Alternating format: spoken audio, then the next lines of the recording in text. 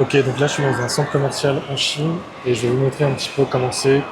Je vais vous montrer à quel point c'est quelque chose de totalement différent de ce qu'on a en France. Bon, déjà, première impression, on voit que c'est hyper grand, hyper classe. C'est vraiment très propre et moderne. Ça me fait penser un petit peu au mall qu'on retrouve à Dubaï, vous savez. Ça me donne cette impression-là. Alors dans ce centre commercial, vous avez tout. Vous avez tout ce qui est vêtements, nourriture. Il y a même une garderie pour laisser vos enfants si vous voulez. Donc c'est vraiment assez complet quoi, si vous avez de quoi faire. Et il y a même un terrain de basket si vous voulez venir jouer entre amis. Ensuite, si vous voulez, il y a même des stations un peu comme à la fête foraine, vous savez, avec les grappins, etc. Donc non, il y a vraiment un côté un peu parc d'attraction dans ces centres commerciaux, il y a vraiment de tout. Donc là, je vous montre un petit peu en image, c'est vraiment sympa. Alors quand je disais garderie tout à l'heure, c'est garderie façon chinoise quoi. C'est-à-dire que là, c'est les enfants qui lavent des voitures de sport. C'est original quand même comme concept.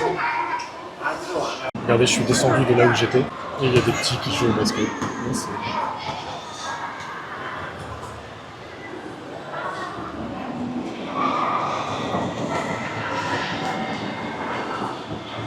Il y a même des attractions en réalité virtuelle.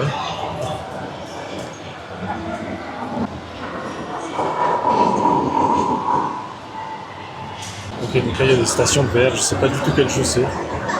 Il y a même une piste de karting derrière moi si vous avez vraiment envie de faire un tour.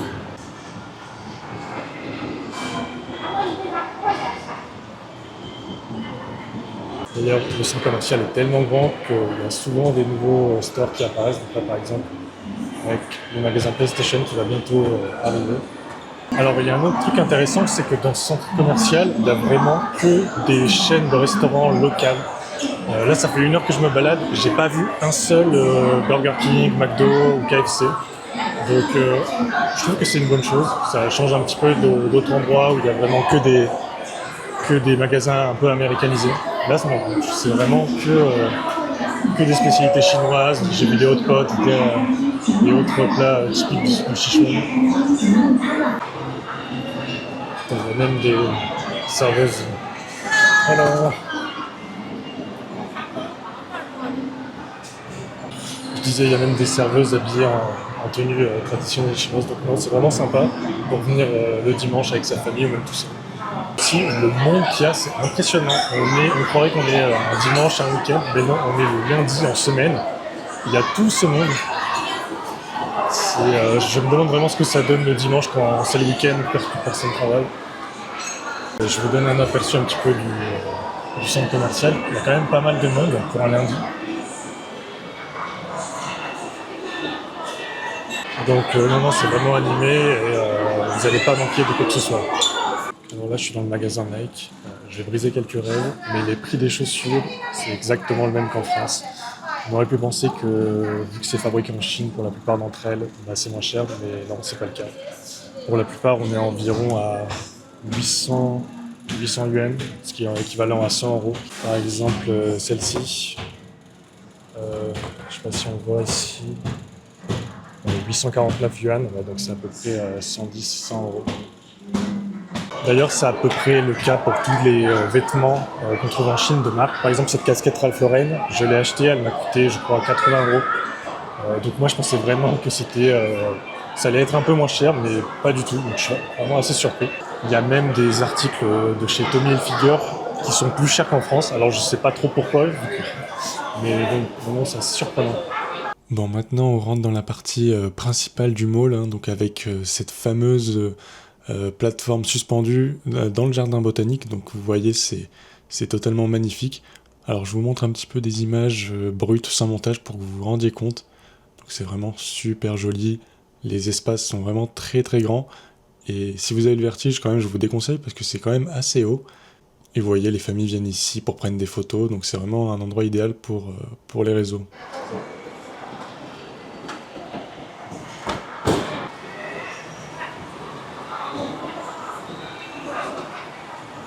Je sais pas vous, mais ces petits arbres suspendus en l'air, ça me fait penser un petit peu au décor d'Avatar avec les montagnes qui flottent. Je sais pas si c'est un rapport avec la ville en Chine qui a inspiré ce film, mais en tout cas c'est très joli. Donc là, éclairage naturel qui vient illuminer la salle.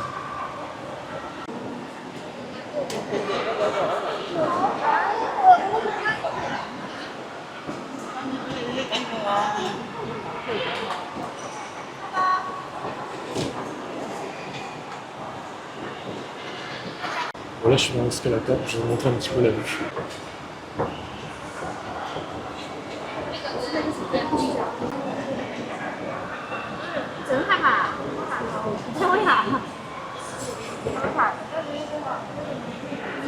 Ok, je me suis posé dans un petit restaurant typique, donc je vais vous montrer ce que je vais manger. Alors j'ai pris du riz classique avec une petite cuisse de poulet avec des légumes et une petite soupe avec.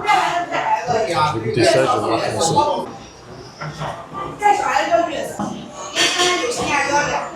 c'est. Honnêtement, le riz il est super bon. Il y a une petite soupe riz, on dirait. C'est plutôt bien relevé, ça donne du goût, c'est vraiment super bon. Les patates aussi, elles sont vraiment super bonnes.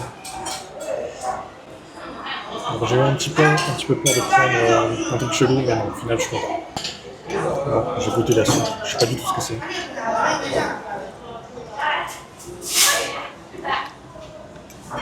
Moi, je saurais pas décrire ce que c'est assez léger, c'est pas mauvais. On dirait un peu une soupe à l'oignon, mais en version plus léger, quoi. Le seul petit problème avec ce genre de restaurant, c'est que forcément, ce sont des restaurants chinois, tenus par des Chinois, logique. Et donc, quand ils vous servent de la viande, on va vous donner juste des baguettes et à la limite une cuillère. Et donc, si vous ne savez pas couper votre viande sans couteau, là vous allez être un petit peu embêté. C'est vrai que c'est compliqué, juste avec des baguettes couper sa viande. Bon, du coup, je suis sorti du restaurant, mais en dessert, je me suis pris un petit smoothie à la rose. Alors ça, c'est un truc en Chine, vous verrez si vous y allez. Il y a plein de smoothies, de bubble tea, de jus, enfin, ils adorent ça. Et donc, vous allez en trouver partout, pour tous les goûts. Et c'est relativement pas cher. Je crois que celui-là, je l'ai payé quelque chose comme 2 €, 3 €. Donc, je vais goûter ça, voir si c'est bon.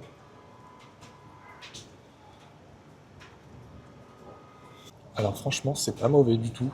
Mais si vous aimez pas les goûts un peu chimiques, c'est peut-être pas la meilleure chose, parce que c'est quand même, on sent que c'est pas des arômes naturels, quoi. Et la chantilly, bah, chantilly c'est de la chantilly, il n'y a rien de spécial là-dessus. Donc en tout, le repas m'a coûté 7 € je crois, et c'était très bon. Bon, je crois qu'il y a quand même moyen de prendre pour moins cher en termes de repas, mais j'ai pas davantage cherché, parce que c'est assez dur de trouver des endroits où ils vous comprennent. Donc voilà, c'était tout pour cette vidéo. Donc je vous dis à plus tard pour une prochaine.